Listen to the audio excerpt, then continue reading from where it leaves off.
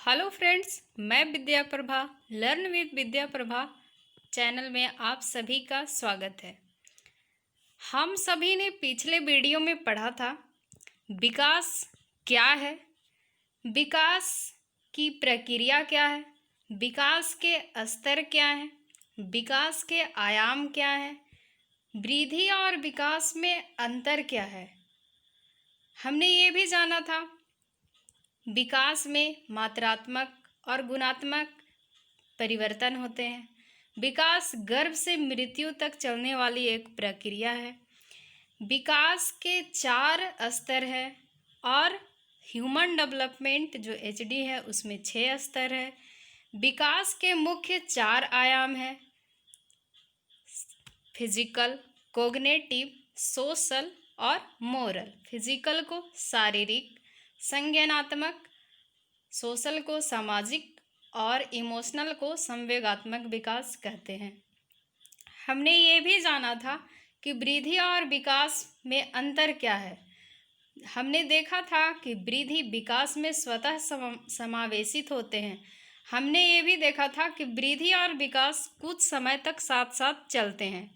जैसे जब बच्चा जन्म लेता है तो उसका वृद्धि और विकास ये दोनों साथ साथ चलते हैं, किंतु वृद्धि रुक जाती है कब? जब बालक परिपक्व हो जाता है, उसके बाद वृद्धि नहीं होती, उसका विकास होता है। अगर हमने ये भी जाना था विकास को अगर एक शब्द में हमें डिफाइन करना हो तो हम कैसे करेंगे? तो विकास एक शब्द में डिफाइन किया जा सकता है, वो है शब्द परिवर्तन। क्या है शब्द? परिवर्तन। परिवर्तन को हम क्या बोलते हैं? विकास बोलते हैं।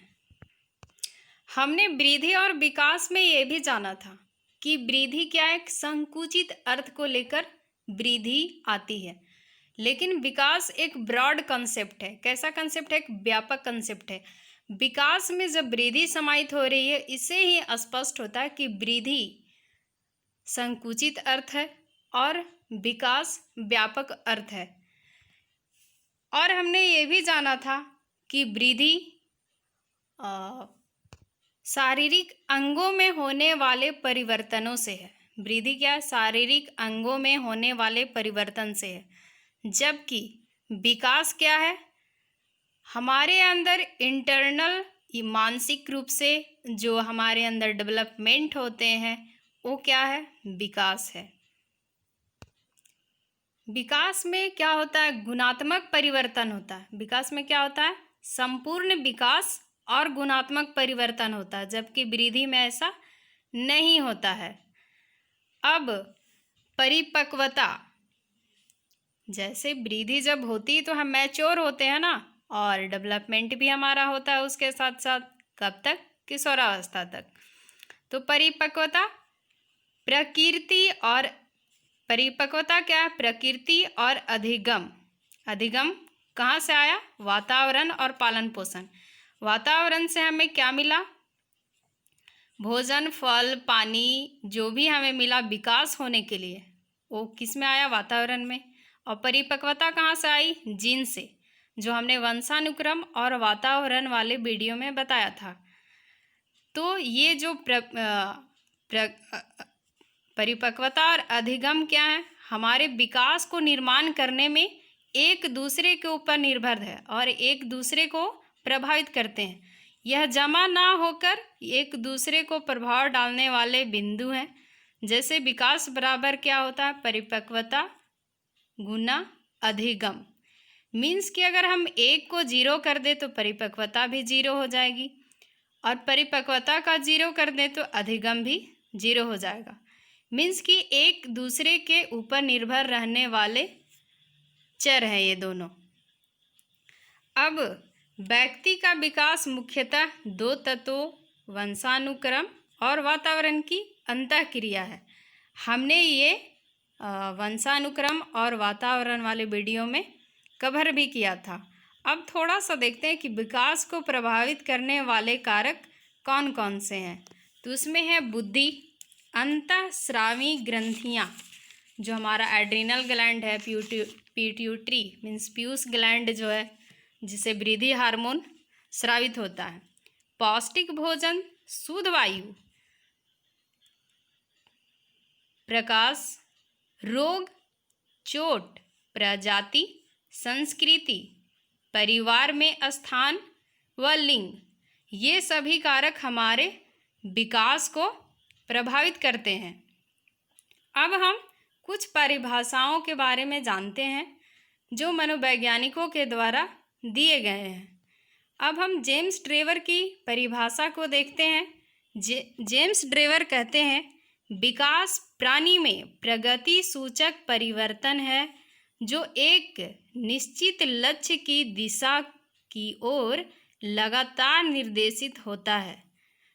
हमने पीछे भी कहा था कि विकास हम किसे बोलते हैं? विकास एक परिवर्तन है, एक चेंज है। तो इन्होंने भी कहा कि विकास प्राणी में प्रगति सूचक परिवर्तन है जो एक निश्चित लक्ष्य की दिशा की ओर लगातार निर्देशित होता है। किसने कहा? जेम्स ड्रेवर ने। अब हरलॉक महोदया ने क्या कहा? हरलॉक ने कहा, विकास बड़े होने तक ही सीमित नहीं है, वरन इसमें परिपक्वता, प्रौढ़ावस्था के लक्ष्य की ओर परिवर्तनों का प्रगतिशील क्रम निहित रहता है। अब ये प्रगतिशील क्रम निहित कैसे रहता है? जैसे जब कोई बालक जन्म लेता है तो क्या होता है? जब कोई बालक जन्म लेता है तो वह शैशवावस्था में होता है, उसके बाद वह बाल्यावस्था में जाता है, उसके बाद किशोरावस्था में जाता है, उसके बाद प्रौढ़ावस्था में जाता है, उसके बाद वृद्धावस्था में जाता है। इसका मतलब है कि जो बालक है उसमें एक क्रम में प्रगति और उसका चेंज हो रहा है। ये किसने कहा? हरलॉक महोदया ने कहा। उन्होंने स्टेटमेंट दिए, विकास के फलस्वरूप व्यक्ति में नवीन विशेषताएं तथा नवीन योग्यताएं प्रकट होती हैं। अब ये नवीन योग्यताएं, नवीन विशेषताएं प्रकट कैसे होती हैं? तो हमने पिछले भी वीडियो में बताया था कि जो विकास हमारा होता है वो किसके अनुसार? वंशानुक्रम और वातावरण का प्रतिफल है। क्या? विकास हेरिडिटी और इन्वायरमेंट, ये दोनों से हम सभी की विकास होती है। हमने ये बताया था कि हेरिडिटी, जब हम जन्म लेते हैं तो हमारे अंदर असीमित योग्यताएं और असीमित क्षमताओं के साथ हम जन्म लेते हैं। लेकिन अगर वातावरण हमें जिस तरह का प्रदान किया जाता है, वही विशेषताएं हमारे अंदर प्रकट होती हैं या बाहर निकल के आती हैं। ये हमने पिछले वीडियो वंशानुक्रम और वातावरण वाले वीडियो में हमने बताया था। हरलॉक महोदया ने आगे भी कहा कि विकास की प्रक्रिया बालक की गर्भाधान अवस्था से लेकर जीवन पर्यंत चलती रहती है तथा प्रत्येक अवस्था का प्रभाव दूसरी अवस्था पर पड़ता है। जो इन्होंने यहाँ हमने अभी बताया था, ये विचार किसके हैं? तो हरलॉक महोदया के हैं। अब हम आगे जानते हैं डायरेक्शन ऑफ डेवलपमेंट के बारे में। अब हम जानते हैं कि विकास की दिशा क्या है। तो विकास की दिशा, किसकी दिशा? विकास की दिशा दो तरह की होती है, एक सेफेलोकॉर्डल और एक प्रॉक्सिमोडिस्टल। अब ये सेफेलोकॉर्डल किस तरह का विकास है? सेफेलोकॉर्डल को हिंदी में क्या बोलते हैं? शीर्षागामी। सेफेलोकॉर्डल का हिंदी शीर्षागामी। और सेफेलोकॉर्डल सिर से पैर की होने वाला विकास। कहाँ से कहाँ तक? सिर से पैर की ओर, ऊपर से नीचे की ओर होने वाला विकास। अब लोग सोचेंगे सिर से पैर की ओर होता है क्या, और नहीं होता विकास? हाँ होता है ना।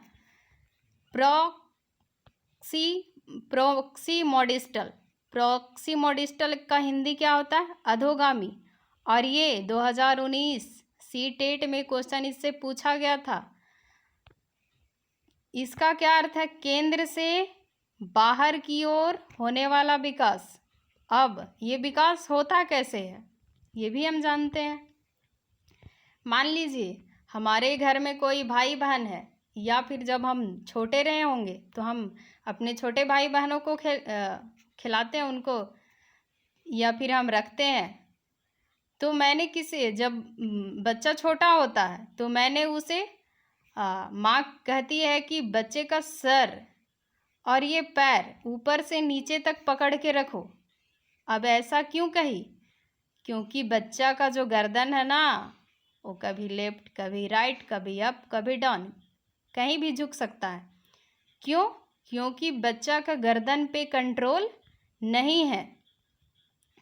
कुछ दिन बाद माँ ऐसा भी कहती है कि उसका कमर पे हाथ रख के पकड़ो।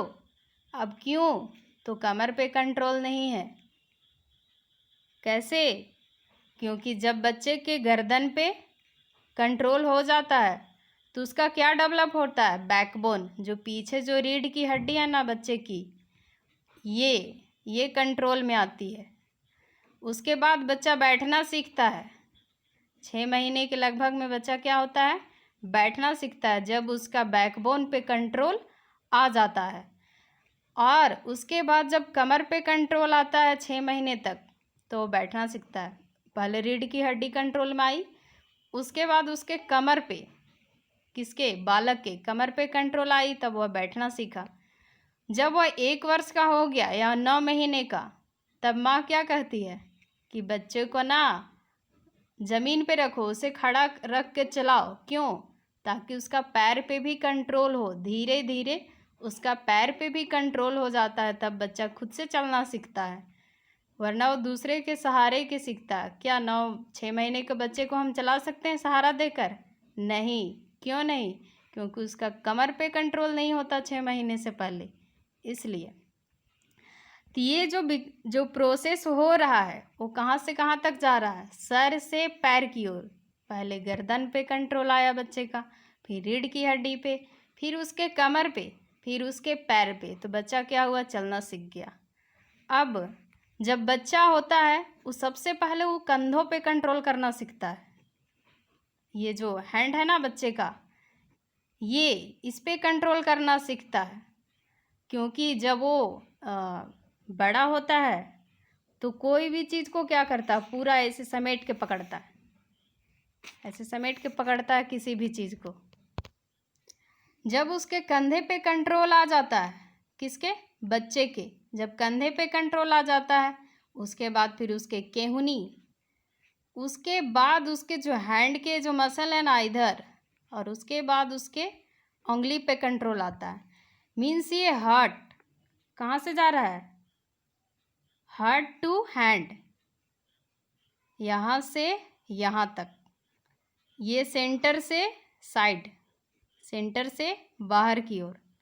तब इसको कौन सा विकास बोलते हैं? अधोगामी या प्रॉक्सिमोडिस्टल। कौन सा विकास? अधोगामी या प्रॉक्सिमोडिस्टल। इसे क्वेश्चन हमेशा एग्जाम में पूछ लिया जाता है, या सेफेलोकॉडल से या प्रॉक्सिमोडिस्टल से। ये किसी भी टीचिंग एग्जाम में हमेशा इस क्वेश्चन को पूछा जाता है। अब हम आगे जानते हैं मोटर स्किल डेवलपमेंट के बारे में। किसके बारे में जानेंगे?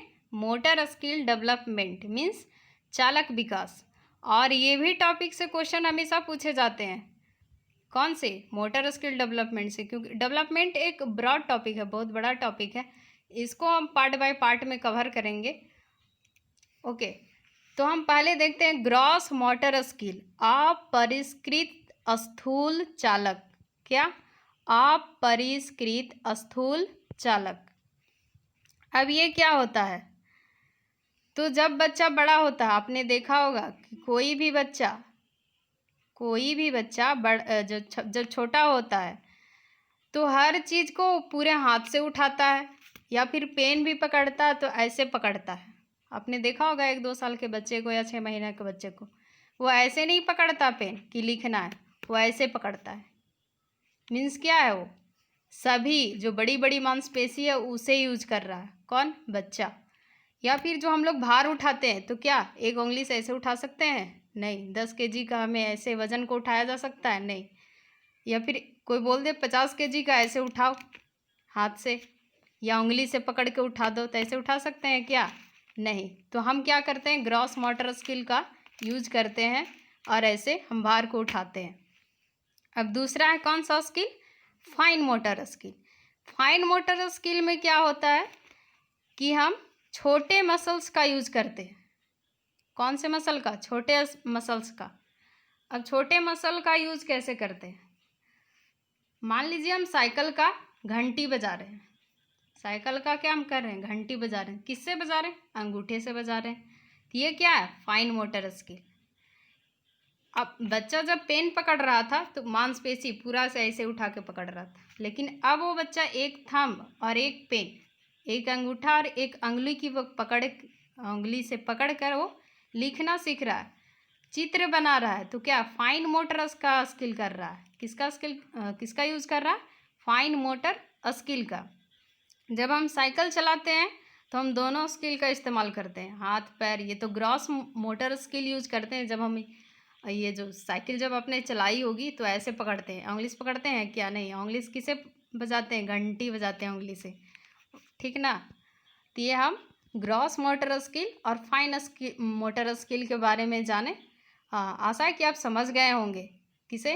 ग्रॉस मोटर स्किल अपरिष्कृत स्थूल चालक और फाइन मोटर स्किल परिष्कृत सूक्ष्म चालक। इससे भी क्वेश्चन 2019 के सीटेट में पूछे गए थे, ठीक ना। इससे जो क्वेश्चन पूछा गया था उसे हम लेकर आए हैं। जरा देखिए, क्वेश्चन है, चालक विकास की दर में व्यक्तिगत विविधताएं होती है, फिर भी चालक विकास का क्रम डैश से डैश तक है। जैसे हमने वंशानुक्रम और वातावरण में देखा था कि व्यक्तिगत विभिन्नताएं होती है। हम में क्या होती है? क्योंकि सभी बच्चों का बढ़ने का क्रम अलग अलग होता है। कोई बच्चा तेज़ी से बढ़ जाता है, कोई बच्चा धीरे बढ़ता है। लड़कियां जो होती है वो लड़कों की अपेक्षा तेज़ी से बढ़ती है, फिर उनकी गति धीमा हो जाता है। फिर वो जो लड़के होते हैं उनका शुरू में डेवलपमेंट थोड़ा कम होता है, उसके बाद हाई होता है, फिर लो होता है, फिर हाई होता है। तो ये हमने देखा था वंशानुक्रम और वातावरण वाले वीडियो में। तो ये चालक विकास क्या है? अपरिष्कृत स्थूल। ग्रॉस मोटर का हिंदी क्या होता है? स्थूल चालक विकास। तो ये पहले कैसे होता है? तो पहले ग्रॉस मोटर स्किल का डेवलपमेंट होता है हमारे अंदर, उसके बाद परिष्कृत सूक्ष्म चालक फाइन मोटर स्किल का। पहले हमारी बड़ी मसल्स को हम यूज़ करते हैं, उससे हमारा डेवलपमेंट होता है। उसके बाद हमारा जो फाइन मोटर स्किल है, ये जो अभी हमने देखा ना, हार्ट टू हैंड, जो बच्चा का जो पढ़ने जो डेवलप होता है, कंट्रोल होता है, कंधे पे होता है, फिर केहनी पे होता है, फिर हैंड पे होता है, फिर ये अंगुलियों पे होता है। तो क्या है? ग्रॉस मोटर स्किल से सूक्ष्म फाइन मोटर स्किल तक जाता है। तो यहाँ क्या होगा? स्थूल चालक विकास से सूक्ष्म चालक विकास तक है। चालक विकास का जो क्रम है वो कहाँ से कहाँ तक है? स्थूल चालक विकास, gross motor development to fine motor development. Okay, अब हम आकार के बारे में पढ़ेंगे। किसका आकार? डेवलपमेंट का। इससे भी प्रश्न बहुत ज़्यादा पूछे जाते हैं सीटेट में। किससे? Shape of development. तो विकास का आकार सर्पिल होता है, ना कि रेखीय। वहाँ ऑप्शन जो 4 ऑप्शन होते हैं उसमें होता है विकास रेखीय होता है, वर्तुलाकार होता है, या फिर चक्राकार होता है, या फिर क्या, बहुत सारे ऑप्शन होते हैं उसमें देगा कि चक्राकार, वर्तुलाकार, सर्पाकार, ये तीनों होते हैं। इनमें से नहीं होता। आजकल नहीं का ट्रेंड ज़्यादा है किसमें? एग्ज़ाम में। तो ये तीनों आपको दे देंगे, चक्राकार, वर्तुलाकार, सर्पाकार, और बोलेंगे रेखीय। अब बताइए इसमें गलत कौन है? तो गलत रेखीय है, क्योंकि विकास कभी भी सीधा नहीं होता। विकास ऐसे ऐसे कभी भी नहीं होता। विकास कैसे होता है? पहले विकास आगे बढ़ता है, फिर थोड़ा सा पीछे टर्न आता है, फिर वो आगे बढ़ता है, फिर वो पीछे जाता है। इस तरह विकास क्या होता है हमारा? चलते रहता है। विकास कभी भी रेखीय नहीं होता है, ये हमेशा याद रखेंगे। ओके, अब हम विकास के सिद्धांत के बारे में जानते हैं। किसका सिद्धांत? विकास का सिद्धांत, प्रिंसिपल ऑफ डेवलपमेंट। तो पहले देखते हैं हम बाल विकास का सिद्धांत। बाल विकास का सिद्धांत क्या है? विकास परिवर्तन की वह अवस्था है, विकास परिवर्तन श्रृंखला की वह अवस्था है जिसमें बालक भ्रूणावस्था से प्रौढ़ावस्था तक गुजरता है। अब ये भ्रूणावस्था क्या होता है? तो भ्रूणावस्था जो होता है वो जो गर्भाधान जब होता है, जो 15 दिन जो सेट होता है वहाँ से बच्चा, तो वहाँ से प्रौढ़ावस्था तक होके गुजरता है, उसके बाद वृद्धावस्था होता है। तो बाल विकास की यह प्रक्रिया किस प्रकार संपन्न होती है, इस संबंध में मनोवैज्ञानिकों ने जो सिद्धांत दिए हैं उसको आज हम पढ़ने वाले हैं। तो क्या क्या पढ़ने वाले हैं? पहला, समान प्रतिमान का सिद्धांत। क्या है? समान प्रतिमान का सिद्धांत। और इसी को हम क्या बोलेंगे? प्रतिमान की जगह एकरूपता का सिद्धांत। अब एकरूपता का सिद्धांत इसे क्यों बोलेंगे? एकरूपता मीन्स यहाँ लिखा है एक जाति के जीवों में विकास का एक क्रम पाया जाता है। यद्यपि दो व्यक्ति समान नहीं होते किंतु सामान्य बालकों में विकास का क्रम समान होता है। कहने का मतलब है कि जो ह्यूमन बीइंग है, हम जाति जो है ह्यूमन बीइंग, उसमें विकास का क्रम समान होता है। अब एक क्रम समान होने से मतलब क्या है कि बालक का पहले गर्भाधान होगा, उसके बाद उसका जन्म होगा, जन्म होने के बाद वह लेटेगा, उसके बाद वह बोले तो बैठना सीखेगा, उसके बाद खड़ा होना सीखेगा, फिर चलना सीखेगा, फिर दौड़ना सीखेगा। इसी तरह ये तो एक व्यक्ति का हुआ। ऐसा नहीं कि अब दूसरा व्यक्ति है तो वो जन्म लेने के बाद तुरंत दौड़ना शुरू कर देगा, उसमें भी वही प्रक्रियाएं दोहराई जाएंगी जो इस बालक में हुई। किसमें? इस बालक में हुई, पहले वाले बालक में जो क्रियाएं हुई वो जो इसमें होगी वो इसमें होगी। ऐसा नहीं कि जन्म के बाद दूसरा कोई दौड़ रहा है और पहला कोई चलना ही शुरू नहीं किया तो वो बैठेगा, चलेगा, दौड़ेगा। तो सेम क्रम सिद्धांत दोनों का होगा, इसे बोलते हैं एकरूपता का सिद्धांत। अब आगे पढ़ते हैं हम निरंतरता का सिद्धांत, प्रिंसिपल ऑफ कंटिन्यूटी। हम सभी पहले देखें विकास क्या है? एक निरंतर और सतत रूप से चलने वाली क्रिया है। हाँ, यह कभी हो सकता है, कभी तेज हो या कभी मंद हो। अब कैसे? तो जब बच्चा जन्म लेता है तो उसका विकास तेजी से होता है। क्या होता है? तेजी से। जब बाल्यावस्था में पहुंचता है तो थोड़ा धीमा हो जाता है। बाल्यावस्था में क्या होता है? थोड़ा सा धीमा। बट किशोरावस्था में फिर तेज हो जाता है, क्योंकि मैच्योरिटी तो यहीं प्राप्त होती है ना। किशोरावस्था में तेज, उसके बाद विकास क्या हो जाता है हमारा? धीमा। ऐसा नहीं कि विकास होता नहीं है, विकास होता है, बस धीरे धीरे होता है। तो यही है कि विकास कभी तेज या कभी मंद हो सकती है, लेकिन यह प्रक्रिया निरंतर चलती रहती है। जैसा कि हम सभी जानते हैं विकास गर्भाधान से लेकर मृत्यु तक होती है।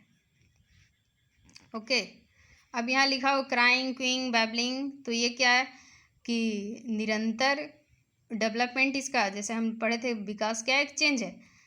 तो यहाँ बच्चा क्या है? रोना सीखता है जब वो जन्म लेता है, उसके बाद कूकना सीखता है, कबूतर को अपने कभी फिर बलबलाना सीखता है, दा माँ बा। उसके बाद उसका जो बॉडी है, हिलाना डुलाना, इधर उधर पकड़ना, छूना, बॉडी जेस्चर, उसका बॉडी मूवमेंट होता है। तो क्या है? विकास का एक क्रम है। ये क्या? निरंतर विकास का एक क्रम बता रहा है। अब हम व्यक्तिगत विभिन्नताओं का सिद्धांत देखते हैं। बालकों के विकास के क्रम में व्यक्तिगत विभिन्नताएं भी अपना प्रभाव दिखाती है। अब व्यक्तिगत विभिन्नताएं कैसे होती है? तो हम सभी जानते हैं कि हमारा डेवलपमेंट कैसे होता है? हेरिडिटी एंड इन्वायरमेंट से। तो जितने भी बच्चे हैं, जितने भी हम सभी जो मनुष्य हैं धरा पे, वो क्या है? सबका हेरिडिटी और सबका इन्वायरमेंट क्या होता है? अलग अलग होता है। ये विभिन्नता क्यों आती है? तो हमारी जो वंशानुक्रम है वो अलग है और हमारा वातावरण है वो भी अलग है, ठीक ना। इसी वजह से हमारे अंदर क्या होती है, विविधताएं आती है। अब कोई बच्चा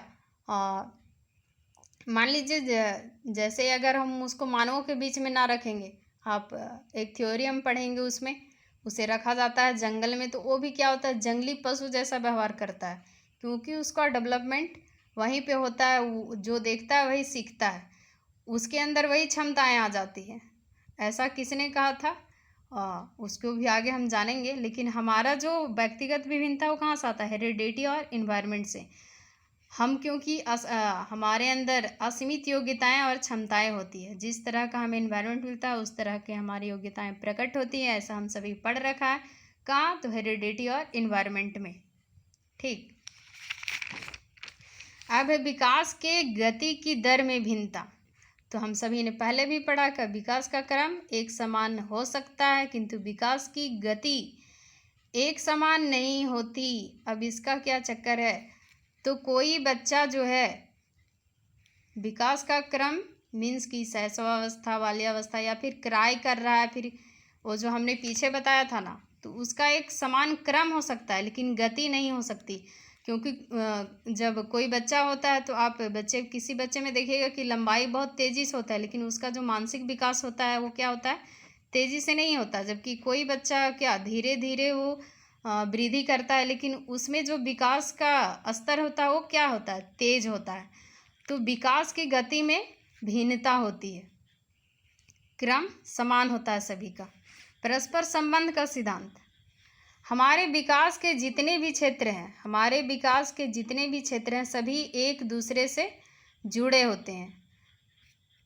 परस्पर सिद्धांत क्या बताता है, परस्पर संबंध का सिद्धांत से क्या मतलब है, तो परस्पर संबंध का सिद्धांत क्या कहता है कि एक गुण विकास, कोई बच्चा है, बालक का जो विभिन्न गुण है वो परस्पर एक दूसरे से संबंधित होते हैं। कैसे, एक गुण का विकास जिस प्रकार हो रहा है बच्चे में, अन्य गुण भी, अन्य जो कैरेक्टर है बच्चे में, अन्य जो डेवलपमेंट है उसका विकास भी उसी अनुपात में होगा। जैसे तीव्र बुद्धि वाले बालक के मानसिक विकास के साथ उसका शारीरिक और सामाजिक विकास भी तीव्र गति से होता है।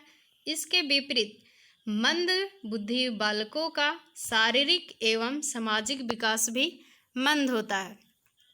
परस्पर संबंध का जो सिद्धांत है हमें यही बताता है कि अगर कोई बच्चा का जो मानसिक विकास तेज है तो उसका अन्य गुण जैसे सामाजिक विकास, इमोशनल डेवलपमेंट, संवेगात्मक विकास, ये सारे क्या होंगे, उसी अनुपात में होंगे। जबकि जो मंद बुद्धि का जो बच्चा होगा उसका धीरे धीरे होगा, अपेक्षाकृत धीरे होगा, मंद गति से होगा।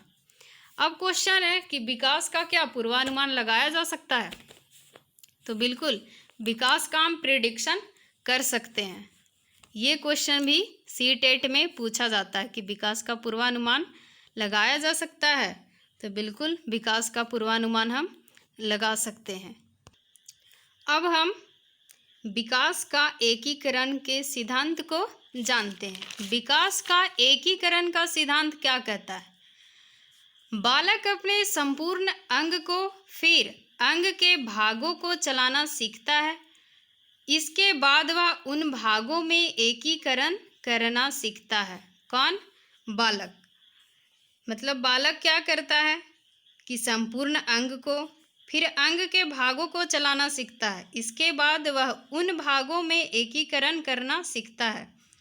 सामान्य से विशेष की ओर बदलते हुए विशेष प्रतिक्रियाओं, चेष्टाओं को इकट्ठे रूप में प्रयोग में लाना सीखता है। जैसे कोई बालक, ये बालक है ना, कोई बालक पहले क्या करता है, पूरे हाथ से किसी भी चीज़ को पकड़ता है, फिर ये अंगुली और ये अंगूठा, ये दोनों के मदद से क्या करता है, कोई किसी भी चीज़ को पकड़ना सीखता है। फिर हाथ के अंगुलियों को, सभी अंगुलियों को चलाना सीखता है। कौन, बालक। ये कौन बोलता है एकीकरण का सिद्धांत? कि पहले संपूर्ण अंकों फिर अंक के भागों को हाथ पैर अलग अलग चलाता है। ऐसा नहीं है कि आप बच्चे को कभी अवलोकन करेंगे तो इस चीज़ का मतलब प्रैक्टिकल कर पाएंगे कि क्या ये सच में सिद्धांत ये सही है। तो बिल्कुल सही है ये एकीकरण का सिद्धांत, कि जब बच्चा होता है तो पहले पूरा शरीर को घसीट घसीट के ले जाता है, उसके बाद उसके जो अंग का भाग है, उसके बाद हाथ की अंगुलियां, जैसे हेड टूटो हुआ था ना उस सिद्धांत में, किसमें? सेफेलोकोडल में। प्रॉक्सिमोडिस्टल में क्या हुआ? हार्ट टू हैंड, किसमें? डेवलपमेंट में। हमने ये पढ़ा था, कब? पीछे पढ़ा था। विकास परिवर्तन को दर्शाता है और हम सभी उत्पाद हैं किसके? हेरिडिटी और इन्वायरमेंट के। वुडवर्थ ने एक चीज कही थी, क्या? सभी बच्चों के लिए हेरिडिटी एंड इन्वायरमेंट समान रूप से जरूरी है। क्यों? क्योंकि दोनों तो एक दूसरे के ऊपर डिपेंडेंट है। अगर ये नहीं रहेंगे, अगर हेरिडिटी नहीं रहेगी तो हम क्या एग्जिस्ट करेंगे? नहीं। अगर वातावरण नहीं रहेगा तो हम क्या एग्जिस्ट कर सकते हैं? नहीं। क्योंकि आप सभी जानते होंगे, हम लोग ऐसा साइंस में पढ़े कि डायनासोर आज क्यों नहीं है, तो उनको जो इन्वायरमेंट चाहिए था, जो वातावरण चाहिए था, वो क्या अभी उपलब्ध नहीं है।